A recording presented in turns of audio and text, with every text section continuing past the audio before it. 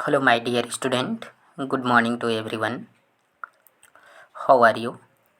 I hope that you will be good and दोस्तों आज जो है हम क्षितिज का जो है भाग 2 का जो है पार्ट 3 सूरदास चैप्टर को लेकर के हम आपके सामने हाजिर हैं। पिछले 2 दिनों जो है हमने इसका 60 MCQ करवा चुके हैं। आज जो है हम लोग 61 से लेकर के 90 तक करेंगे और इससे बाहर कुछ भी नहीं रहेगा। चलिए साथियों, आज का पहला सवाल है, क्या है दोस्तों? पहला सवाल ये है आपका, सूरदास अबला हम भोरी गुर चोंटी ज्यों पागे, इस पंक्ति में निहित अलंकार क्या है ना दोस्तों? इस पंक्ति में निहित अलंकार क्या है दोस्तों? दृष्टांत। क्या है? दृष्टांत, है ना। चलिए 62 नंबर प्रश्न ये रहा प्यारे साथियों, उद्धव की योग संबंधी बातें गोपियों को कैसी लगती है ना। उद्धव की योग संबंधी बातें गोपियों को कैसी लगती है? तो कैसी लगती है दोस्तों? कड़वी ककड़ी के समान, कड़वी ककड़ी के समान। चलिए नेक्स्ट प्रश्न देखते हैं प्यारे साथियों, मुझी बात कहत के समाचार सब पाए, उचित शब्द में पंक्ति को पूरा कीजिए, है ना। उचित शब्द से जो है इस पंक्ति को क्या करना है? तो पूरा करना है। देखिए, समूची बात कहत के समाचार सब पाए, उचित शब्द क्या हो जाएगा दोस्तों? तो हो जाएगा मधुकर। क्या हो जाएगा आपका? मधुकर, है ना। चलिए प्यारे साथियों, अगले प्रश्न को हम देखते हैं, जोन जाही सताए पंक्ति को उचित शब्द से पूर्ण कीजिए, है ना। जोन जाही सताए पंक्ति शब्द को उचित शब्द से क्या कीजिए? पूर्ति कीजिए। तो क्या हो जाएगा दोस्तों? प्रजा। क्या हो जाएगा? प्रजा, है ना। चलिए प्यारे साथियों, अगला प्रश्न ये है, उद्धव को बड़भागी किसके द्वारा कहा गया है? उद्धव को जो है बड़भागी किसके द्वारा कहा गया है? गोपियों के द्वारा। किसके द्वारा कहा गया है बड़भागी? गोपियों के द्वारा।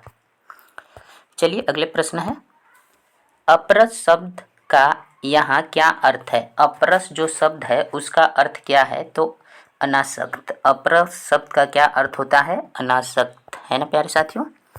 चलिए 67 नंबर सवाल ये है आपका, कमल के पत्ते की कौन सी विशेषता कविता में बताई गई है? कमल का जो पत्ते है उसका कौन सा विशेषता जो है कविता में बताई गई है? तो कमल का पत्ता पानी में डूबता रहता है, उस पर कोई दाग नहीं लगता है। इसकी विशेषता को जो है किसमें बताया गया है? कहानी में, है ना। सिविल भी क्या हो जाएगा? Right answer. चलिए 68 नंबर प्रश्न को देखते हैं। यह है प्रश्न, प्रीति नदी में पाउन बोरियों, यहाँ कवि ने किस अलंकार का प्रयोग किया है? फिर से देखिए, प्रीति नदी में पाउन बोरियों माने पाँव बोरियों, यहाँ कवि ने किस अलंकार का प्रयोग किया है? ये आपसे पूछा जा रहा है ना।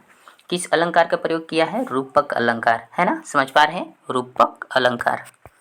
चलिए 69 नंबर क्वेश्चन को देखते हैं, भोली भाली गोपियों और चींटियों में क्या समानता है?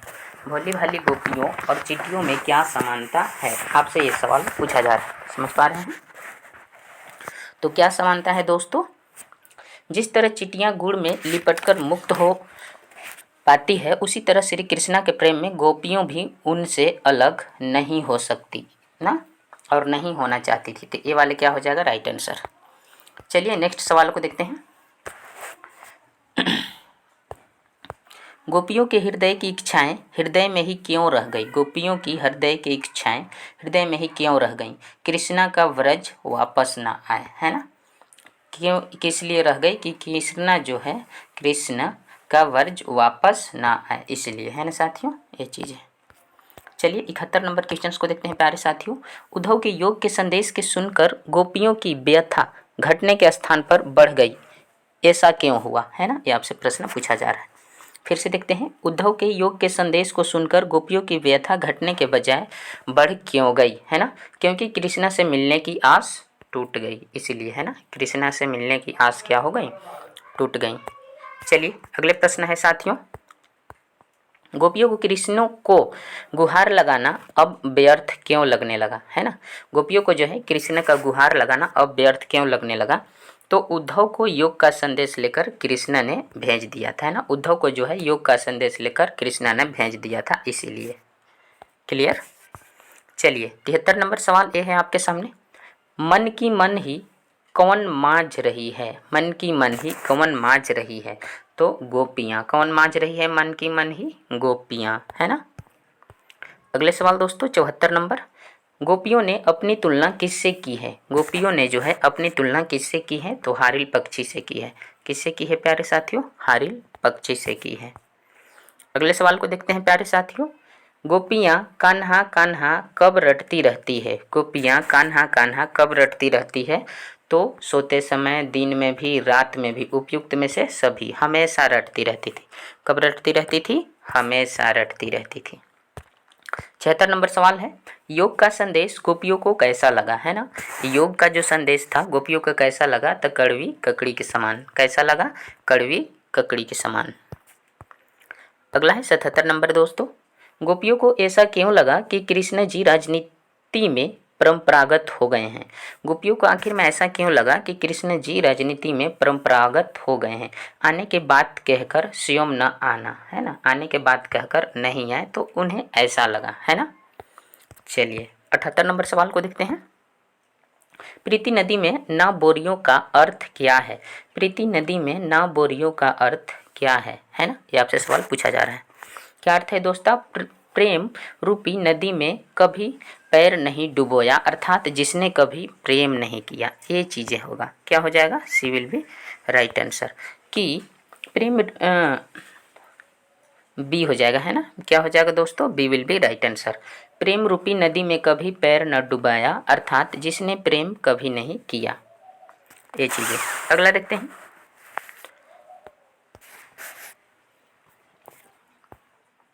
गोपियों का धैर्य क्यों टूटने लगा, गोपियों का धैर्य क्यों टूटने लगा, है ना।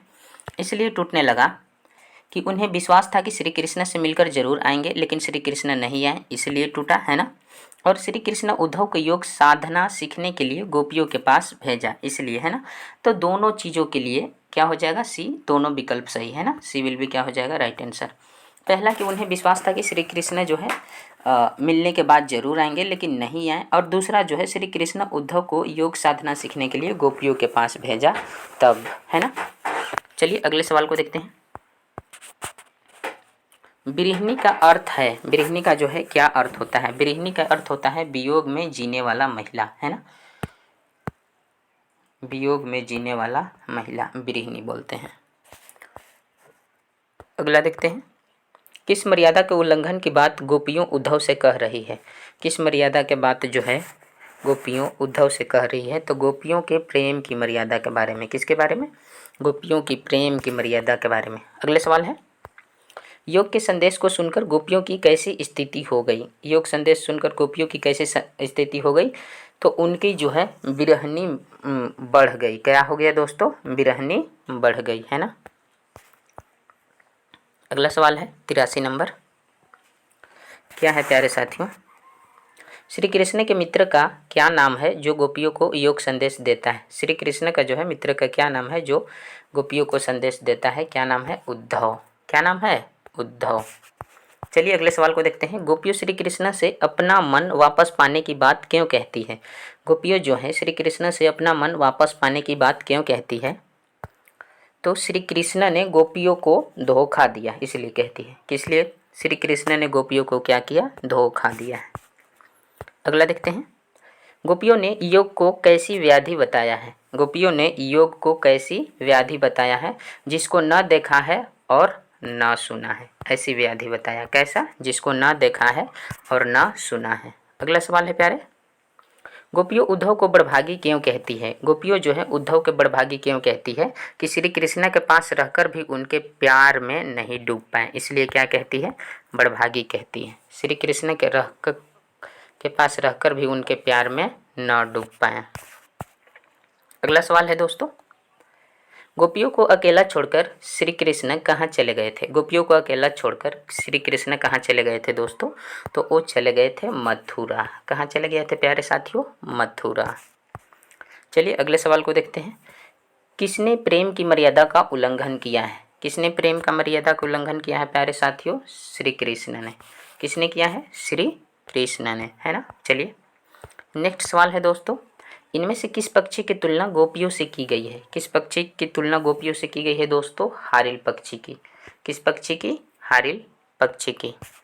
चलिए नेक्स्ट है प्यारे साथियों, उद्धव कृष्ण का कौन सा संदेश लेकर आए थे? उद्धव जो है कृष्ण का कौन सा संदेश लेकर के आए थे? योग संदेश लेकर के आए थे। कौन सा संदेश? योग संदेश। चलिए दोस्तों आज के लिए इतना ही। यदि आप चैनल में पहली बार हैं, वीडियो अच्छा लगे तो लाइक शेयर और चैनल को सब्सक्राइब जरूर कीजिए। ऐसे ही अपडेट के लिए जुड़े रहिए आप हमारे ऑनलाइन एजुकेशन हब के साथ। तब तक के लिए मिलते हैं, bye, take care, love you so much, all the best.